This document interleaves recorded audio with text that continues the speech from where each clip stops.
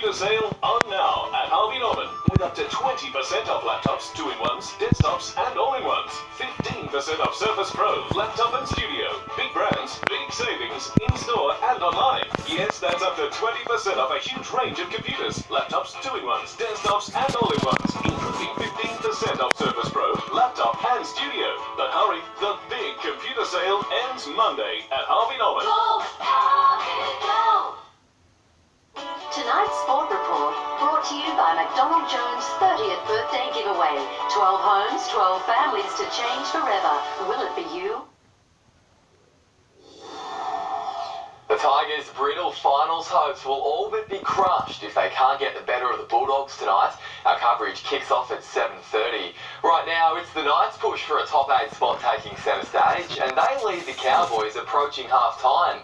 The game couldn't have started better for Newcastle. Lachlan Fitzgibbon crossed in just the second minute. They started with some real zing and some real zest. The Knights soon had their second try, courtesy of Aidan Guerra. Mitchell Pearce and Jonathan Thurston are going head-to-head for the final time. They took that to another level.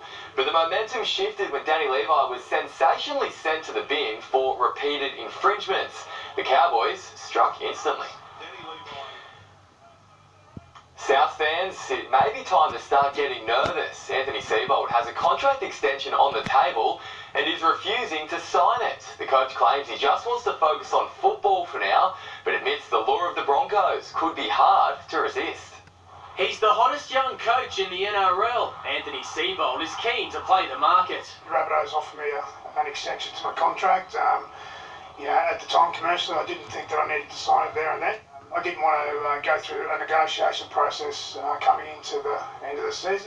The Broncos feel their players may be getting tired of the Wayne Bennett era, so they're eyeing off former Maroons assistant Seibold. I haven't had an offer or an approach from the Broncos. My focus certainly has been on Parramatta this week, but I also understand the speculation, being a Queenslander. Anzac Day honours went to the Dragons this year. The Roosters say they're a different team heading into Sunday's rematch. I feel like we're a tighter unit, we're a clearer unit, and you can see that on the field, and we're just getting started. Brisbane's 12-10 win over Cronulla could see the Sharks fall as low as 7th by the end of the round. Referees once again playing an influential role. Cronulla on the wrong end of numerous contentious calls. We were on the positive end last week, on the negative end this week. It's a concern for the game, and that refereeing standard today wasn't up to scratch. The players blaming themselves, not the officials. 5 minutes ago, we had about 3 chances, 30 sets on their line. We can't for nothing. We know it's a really hard job for them, and they're not going out there just blowing the whistle wherever. They're just seeing it as they see it, and we got to obviously be better to them and by them as well. Luke Duffy, NBN News. Penrith coach Anthony Griffin says he understands Ivan Cleary's bid to recruit his son Nathan for the West Tigers. With the Origin halfback free to sign with a rival club come November, the Panthers are bracing themselves for a bidding war.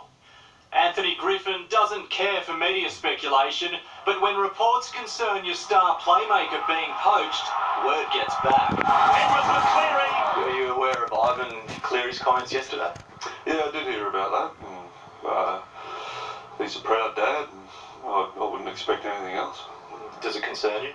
No, not really. I mean, it's a father-son bond before anything, and that's something that's always going to be there, and it always has been there. So, if I was in his position, I'd be wanting my son to play for me as well. The Blues halfback is the highest profile off-contract player in the NRL, and come November, he's free to negotiate his future for 2020 and beyond. His dad's Tigers won't be the only club making a play for his signature, and an all-out bidding war looms. Are you prepared for that? Yeah, obviously, as a club, we've been very good for Nathan over a number of years, and he's been good for us, and he's obviously someone we want to stay at the club. The Panthers have lost 4 of their last 5 matches. Now in 7th, they face Manly tomorrow afternoon, who conceded 56 points last weekend. If you don't turn up with it, you get beaten, and that's the nature of the competition. It happened to Penrith last week, and they're coming off 50 as well, which makes them a pretty dangerous proposition given where their season's heading. The Sea Eagles have won just 5 of 18 games. Rob Canning, NBN News. Sam Kerr again proved the hero for the Matildas in their first game at the Tournament of Nations in the US. An early own goal and a header from Tamika Butt left Brazil scrambling before superstar Kerr sealed a 3-1 victory. The Aussies will continue their title defence against the host nation on Monday morning. The Newcastle Giants have held their first training session in Spain as part of a pre-season trip. Belgium-based midfielder Ronnie Vargas has rejoined the squad for the first time since the A-League Grand Final.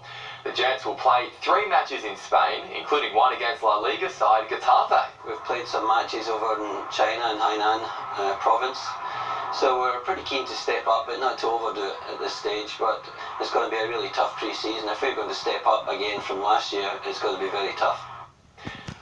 Talent and Mother Nature once defined surfing champions, but now sports science is playing a bigger role.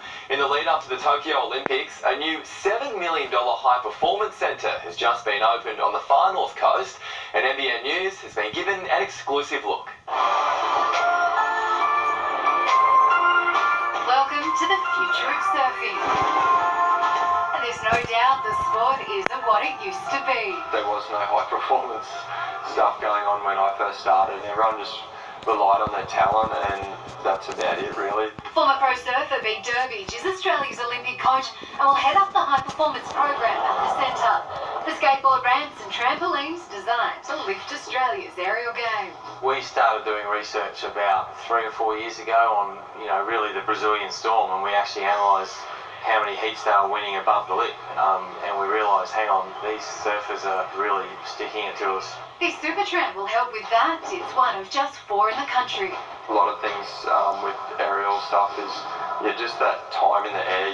It's hard to get it in the water, and if you can do it dry land, and it just transfers to surfing. There are 728 days until surfing makes its Olympic debut in Tokyo, and facilities like this will help Australia's gold medal chances not only in surfing, but many other sports as well.